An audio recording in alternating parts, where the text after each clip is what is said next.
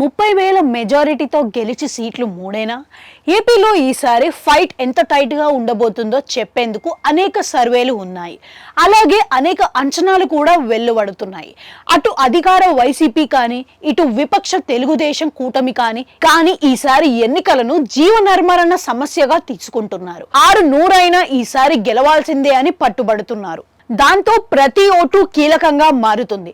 అలాగే నువ్వా నేనా అన్న పోటీ కూడా సాగుతుంది. ఈ నేపథ్యంలో గతంలో వచ్చిన భారీ మెజారిటీలు ఈసారి రాకపోవచ్చు అని అంటున్నారు. ఎందుకంటే ఏకపక్షంగా ఎన్నికలు సాగితేనే భారీ మెజారిటీలు నమోదు అవుతాయి. కానీ పరిస్థితి చూస్తే అలా లేదు అని రాజకీయ పండితులు అంటున్నారు.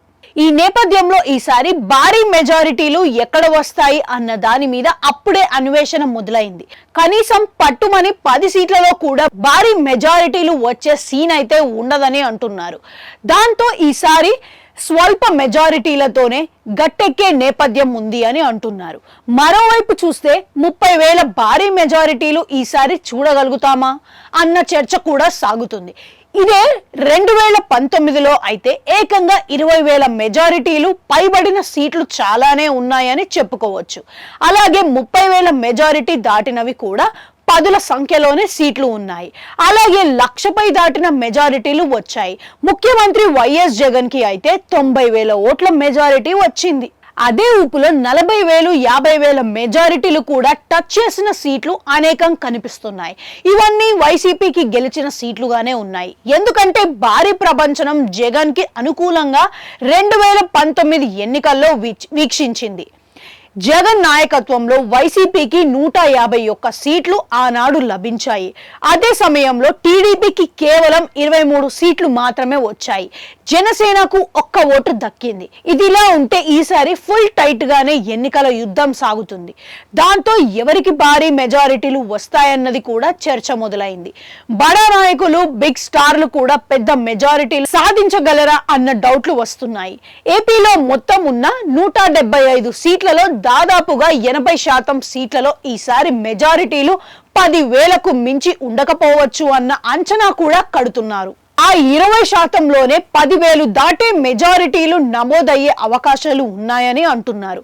మేము 1,00,000 ఓట్ల మెజారిటీతో గెలుస్తామని నాయకులు ఎంత గొప్పగా బయటకు చెప్పుకున్నా గ్రౌండ్ లెవెల్లోనే టగ్ ఆఫ్ వార్ లా సాగుతూనే ఉంది. అంటే చాలా కష్టం మీద ఓట్లు ఒడిసి పట్టే ప్రయత్నం అయితే ప్రతి రాజకీయ పార్టీ చేస్తున్నారని అనుకోవాల్సి ఉంది.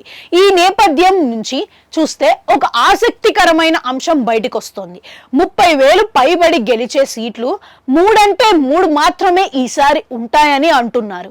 అవి ఎక్కడా ఏమిటి అన్నది చూస్తే మాత్రం ఒకటి ముఖ్యమంత్రి వైసీపీ జగన్ ప్రాతినిధ్యం వహిస్తున్న పులివెందుల, రెండవది చంద్రబాబు ప్రాతినిధ్యం వహిస్తున్న కుప్పం, మూడవది బాలకృష్ణ ఎమ్మెల్యేగా ఉన్న హిందూపురం అని అంటున్నారు. ఈ 3 సీట్లు తప్పించి మిగిలిన చోట్ల ఎక్కడా 30,000 భారీ మెజారిటీలు ఈసారి నమోదు కాకపోవచ్చు అన్నది ఒక ఖచ్చితమైన విశ్లేషణగా ఉంది. అంతకు మించి భారీ మెజారిటీలు ఈసారి వచ్చేంత సీన్ అయితే లేదు అని అంటున్నారు. దానికి కారణం ఈసారి ఎన్నికలు చాలా కష్టంగా, సంక్లిష్టంగా సాగుతున్నాయి. అటు ఇటు భారీ మొహరింపు ఉంది. సామధాన భేద దండోపాయాలు కూడా ప్రయోగిస్తున్నారు. ఎవరు తగ్గడం లేదు, ఎవరికి ఎవరు తీసిపోవడం లేదు. దాంతో ఈసారి భారీ ఆధిపత్యాలు ఎవరైనా ఆశించినా అది నిరాశగానే ఉంటున్నాయని అంటున్నారు.